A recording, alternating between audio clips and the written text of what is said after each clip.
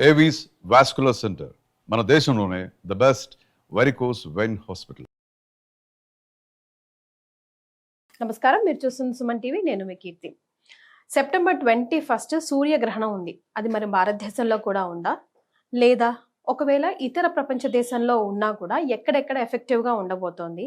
హిందూ వాళ్ళు ప్రపంచ దేశవ్యాప్తంగా ఉన్నారు కాబట్టి వాళ్ళు ఎలాంటి పరిహారాలు పాటించాలి, ముఖ్యంగా మన భారతదేశీయులు ఎలాంటి పరిహారాలు పాటించాలి, సూర్యగ్రహణం ఏ రాసుల వారికి ఎఫెక్ట్ పడబోతుంది, ఇలాంటి విషయాలు మనకి తెలియజేయడానికి 2009 నుంచి 30,000కు పైగా జాతకాల పరిశీలన చేసి, అలాగే 2013 నుంచి పితృదోషాల నివారార్థం కార్యక్రమాలు చేపడుతున్న ప్రముఖ ఆస్ట్రాలజర్ బ్రహ్మశ్రీ నందిబట్ల శ్రీహరి శర్మ గురుగారు ఉన్నారు.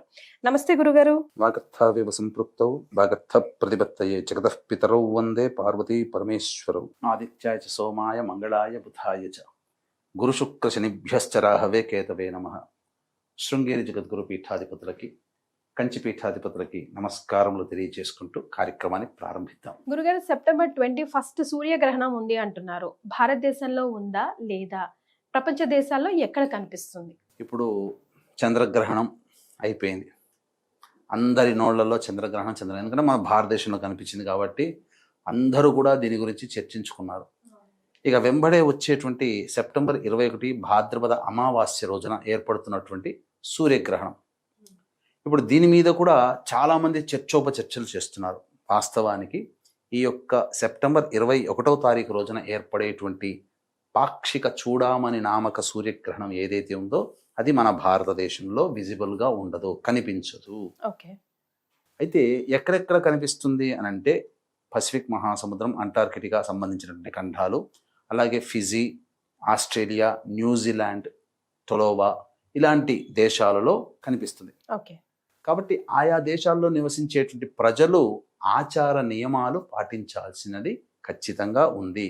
మిగతా యునైటెడ్ అరబ్ ఎమిరేట్స్ కానీ, అమెరికా కానీ, యూకే, లండన్ ఇలా ఏ దేశంలోనైనా కానీ ఇది కనిపించదు. కాబట్టి ఆయా దేశాల్లో నివసించేటువంటి ప్రజలు ఎవ్వరూ కూడా, ముఖ్యంగా మన తెలుగు వాళ్ళు, భారతీయులు ఈ యొక్క ఆచార నియమాల్ని పాటించాల్సిన అవసరం లేదు. కానీ శాస్త్రం ప్రకారం ఒకటి ఉందమ్మా. ఎందుకనంటే అంతరిక్షంలో జరిగేటువంటి యొక్క అద్భుతమైన దృశ్యం ఏదైనా అంటే తోకచుక్కలు రాలుతూ ఉంటే ఒక రాకెట్ లాగా కింద పడుతూ ఉంటుంది, కామెట్స్ అంటుంటారు. అలాగే అంతరిక్షంలో ఏర్పడేటువంటి గ్రహణాలు, అప్పటి వరకు నిండుగా కనిపిస్తున్న చంద్రుడు అంతర్ధానం అయిపోతాడు. అప్పటి వరకు వెలుగులు జిలుగులు నిప్పులు కక్కుతున్న సూర్యుడు అంతర్ధానం అయిపోతాడు. ఇది నిజంగా అద్భుతమే కదమ్మా. సినిమాల్లో మాత్రమే చూసే దృశ్యాన్ని మనం నేరుగా మన కంటితో మనం చూస్తున్నాం. అట్లాంటి అద్భుతాలు అసలు గ్రహణ తదనంతరం చంద్రుడు మిలమిల మెరిసిపోయాడమ్మా. అంటే మన భారతదేశంలో కనిపిస్తుంది కాబట్టి మనం పాటించాం. చాలా మందికి ఇదే సందేహం, మన భారతదేశంలో కనిపించదు కాబట్టి మనం ఆచార నియమాలు పాటించాల్సిన అవసరం లేదు, దీని గురించి పట్టించుకోవాల్సిన అవసరం లేదు అని అంటారు. కానీ ఇక్కడే తప్పుదో పడుతున్నారు. తప్పుడు అంటే ఏంటంటే ఆ జ్ఞానాన్ని పెంచుకోలేకపోతున్నారు అని చెప్పవచ్చు. ఎందుకు అనంటే ఇది విశ్వంలో అనగా ముఖ్యంగా అంతరిక్షంలో జరిగేటువంటిది. ఈ విశ్వం సృష్టిలో మనం ఒక భాగం. నేచర్ అని అంటాం, ప్రకృతి. ప్రకృతి అంటే ఏంటి? చెట్లు, చేమలు, నదులు, సరస్సులు, సముద్రాలు ఇవే కాదమ్మా. ప్రకృతిలో మనం జీవిస్తున్నాం, పక్షులు, క్షీరదాలు కాకుండా మనం కూడా జీవిస్తున్నాం కదా. మనకు దాని ప్రభావం అనేటువంటిది. ప్రకృతికి ఏ విధమైన విపత్తులు కలుగుతాయో ఆ ప్రకృతిలో జీవనం సాగించే సమస్త జీవ నాడులకి కొంత ఇబ్బందికర పరిస్థితులు. అంటే గ్రహణాల వల్ల సమస్యలు వస్తాయని కాదు, ఇక్కడ గమనించాల్సింది ఏంటంటే సమస్యలు వస్తున్నాయని గ్రహణాలు తెలియజేస్తాయి. అదే అర్థం చేసుకోవాల్సింది, వీక్షించే ప్రేక్షకులు గమనించాల్సింది ఏంటంటే గ్రహణాలు రావడం వల్ల సమస్యలు రావమ్మా. సమస్యలు వస్తున్నాయని హెచ్చరించడానికి గ్రహణాలు ఒక కారణం అవుతున్నాయి. కాబట్టి ఇప్పుడు షడ్గ్రహ కూటమి అని చెప్పి అన్నారు. మరి దాని తర్వాత వచ్చినటువంటి సమస్యల్ని ముందుగా గ్రహాలు తెలియజేస్తున్నాయి కదా. అలాగే గ్రహణాలు కూడా తెలియజేస్తాయి, గ్రహణాలు కూడా మాట్లాడతాయి, గ్రహణాలు కూడా చెప్పుతాయి, గ్రహణాలు కూడా భవిష్యత్తుని సూచిస్తాయి. దాన్ని మనం అర్థం చేసుకునేటువంటిది. ఇప్పుడు మనకు జపాన్ భాష రానంత మాత్రం జపాన్లో అద్భుతంగా చెప్పవచ్చు, జపాన్ భాషలో. మనకు రానంత మాత్రాన అది అద్భుతమని కాదు అని మనం ఎలా అంటాం? అలాగే ఈ యొక్క విశ్వంలో మనం జీవిస్తున్నప్పుడు విశ్వంలో ఏర్పడేటువంటి మార్పులు ఏవైతే ఉన్నాయో వాటికి అనుగుణంగా తదనంతరం వాటికి చర్యలు ఉంటాయి అని చెప్పి సూచించేది. కాబట్టి ఇప్పుడు బెస్ట్ ఎగ్జాంపుల్ చెప్తానమ్మా, వీక్షించే ప్రేక్షకులు కూడా అర్థం చేసుకోదలిసింది ఏంటంటే, ఈ పాల్గొన మాసంలో పౌర్ణమి రోజున అమావాస్య రోజున ఏర్పడిన చంద్ర సూర్యగ్రహణాలు మార్చి 14, మార్చి 28, 29 పడింది కదమ్మా ఈ సంవత్సరం. మన భారతదేశంలో కనిపించలేదు. కానీ ప్రపంచవ్యాప్తంగా ఏ దేశం ఎక్కువగా ఇబ్బందులు పాలింది? భారతదేశమేగా. 283 మంది విమాన ప్రమాదంలో పోయారా? పెహల్గాం దాడి జరిగిందా? దాదాపు పొరుగు దేశంతో యుద్ధం చేశామా? మాల్దీవులు మన మీద స్ట్రైక్స్ చేశారా? అనేక విధాలుగా ఇప్పుడు మనం సమస్యలు ఎదుర్కొంటున్నామా? ప్రపంచం ఎదుర్కొంటుంది, కానీ మనము ఎదుర్కొంటున్నాం. అందులో భాగం ఆల్రెడీ మనకు చాలా సందర్భాల్లో మొన్నటి చంద్రగ్రహణంలో కూడా చెప్పాం, ఒకే నెలలో 2 గ్రహణాలు ఒకే నెలలో ఏర్పడినప్పుడు వచ్చేటువంటి ప్రభావాలు ప్రపంచవ్యాప్తంగా ఉంటాయి. అందున భాద్రపద మాసంలో ఏర్పడిన చంద్రగ్రహణము 21వ తారీఖు రోజున ఏర్పడే సూర్యగ్రహణ ప్రభావం ఏదైతే ఉందో దాని ప్రభావం వలన హైందవేతరులు, సనాతన ధర్మాన్ని పాటించనటువంటి వాళ్ళు, సనాతన ధర్మానికి విద్రోహులు ఎవరైతే ఉన్నారో వాళ్ళకందరికీ కూడా అరిష్టము అని చెప్పి మనకు చెప్పబడి ఉంది శాస్త్రంలో.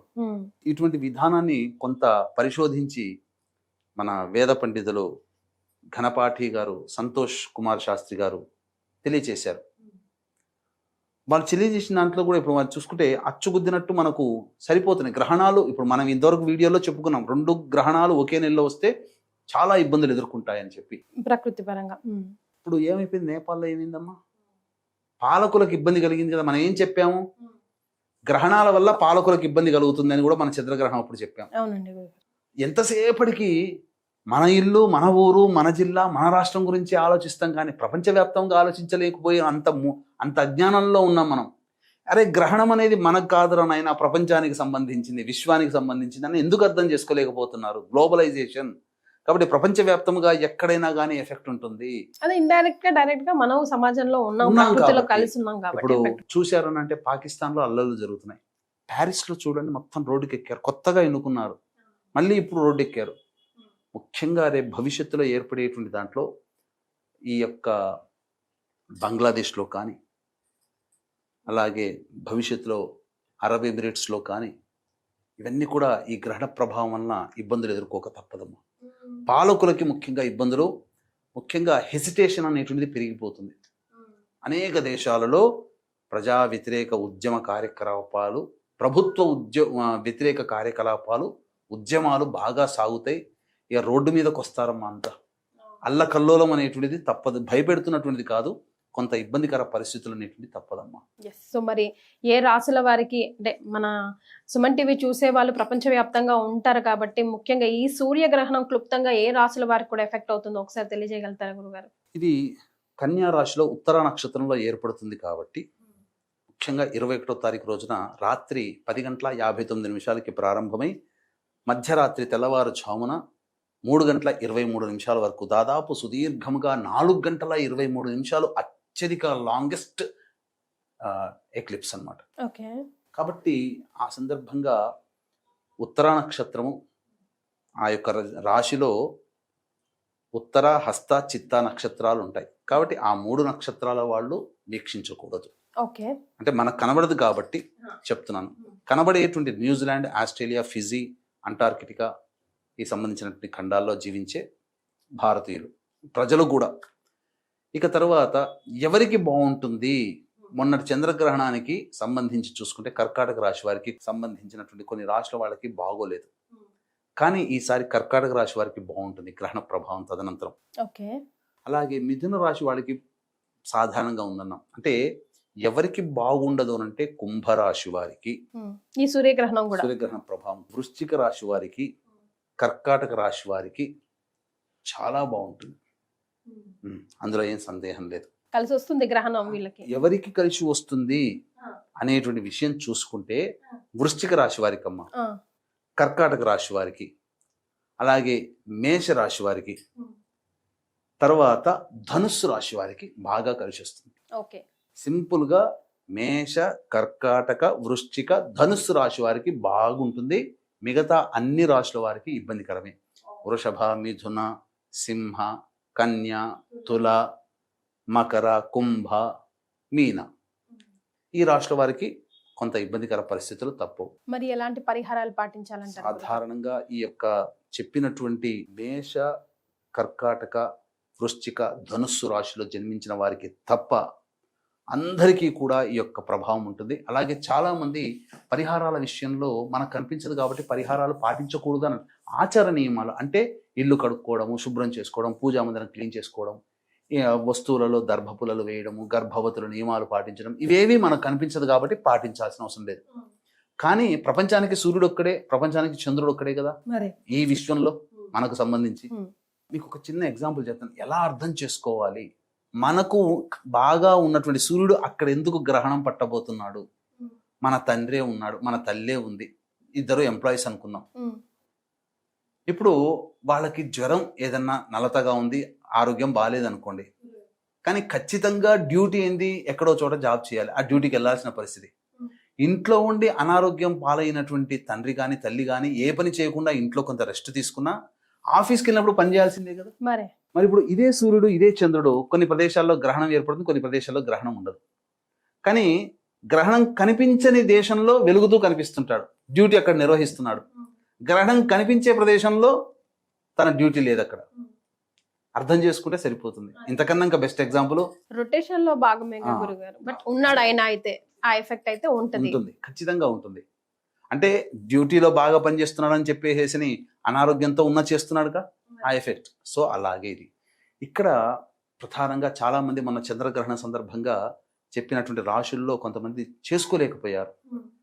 మేషరాశి వారికి బాగుంది, అలాగే ధనుస్సు రాశి వారికి చాలా చక్కగా ఉంది, మరియు కన్యా రాశి వారికి చాలా బాగుంది, అలాగే వృషభ రాశి వారికి చాలా బాగుంది. మేష, వృషభ, అలాగే సంబంధించినటువంటి ధనుస్సు, ఈ రాశుల వాళ్ళకి చాలా చక్కగా ఉంది గ్రహణం, చంద్రగ్రహణం.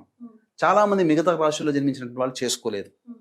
అటువంటి వాళ్ళకి ఈ గ్రహణ సందర్భంగా అవకాశం కాబట్టి ఆ సమయంలో మేల్కొని ఇష్టదేవత ఆరాధన చేయడం చాలా మంచిది. అందుకనే దీన్ని దృష్టిలో పెట్టుకుని చాలా మంది ఈ గ్రహణ సందర్భంగా మన శాంతి కార్యక్రమాలు మిస్ అయిపోయారు. అటువంటి వాళ్ళ కోసం ఈ గ్రహణ సందర్భంగా, సూర్యగ్రహణ సందర్భంగా మన పీఠం ఆధ్వర్యంలో 22వ తారీఖు రోజున చంద్రగ్రహణం, ఎందుకంటే చంద్రగ్రహణం అయిపోయింది కదా అని అనుకోకండి. అయిపోయిన తర్వాత ఏ నక్షత్రంలో పడింది? శతభిష పూర్వభాద్ర నక్షత్రంలో పడింది. మళ్ళీ పూర్వభాద్ర నక్షత్రం వచ్చే లోపల చేసుకోవాలి. అయితే దసరా నవరాత్రిలో ప్రారంభం రోజు మరీ ముఖ్యంగా గ్రహణం వెళ్ళిన తెల్లారి కాబట్టి ఇది చాలా అనుకూలమైనటువంటిది. కాబట్టి ఖచ్చితంగా మనం ఈ దసరా వెళ్ళిన తెల్లవారి రోజున ఈ చెప్పబడినటువంటి 12 రాశుల వాళ్ళు కూడా ప్రభావం ఉంటుంది కాబట్టి చేసుకోవడం చాలా ఉత్తమం. మిగిలిన వాళ్ళు ఈ కార్యక్రమంలో పాల్గొన్నటువంటి వాళ్ళకి శక్తిపాతం చేసినటువంటి కరుంగలి మాల ఇవ్వడం జరుగుతుంది. ఇక మీ ఇంట్లో మీరుగా ఆ 10 గంటల 59 నిమిషాల నుంచి తెల్లవారుజామున 3 గంటల 23 నిమిషాల వరకు ఇష్టదేవత ఆరాధన చేయండి. ఎందుకంటే సమయం ఎక్కడైనా మన భారతదేశానికి కన్వర్ట్ చేసుకున్నాం సమయాన్ని, కాబట్టి ఆ సమయం ఇక్కడ ఆపాదితం అవుతుంది. కాబట్టి ఈ సమయంలో అక్కడ గ్రహణం జరుగుతుంది. అది చాలా బలమైనటువంటి కాలం. చేసుకొని ఇంట్లో పూజ చేసుకొని ఇంట్లో దేవతారాధన చేసుకొని చాలా మంచి అద్భుతమైన ఫలితాలు చూస్తారమ్మా. ఎంతోమంది తాంత్రికవేత్తలు ఈ సందర్భంగా ఎదురు చూస్తుంటుంటారు.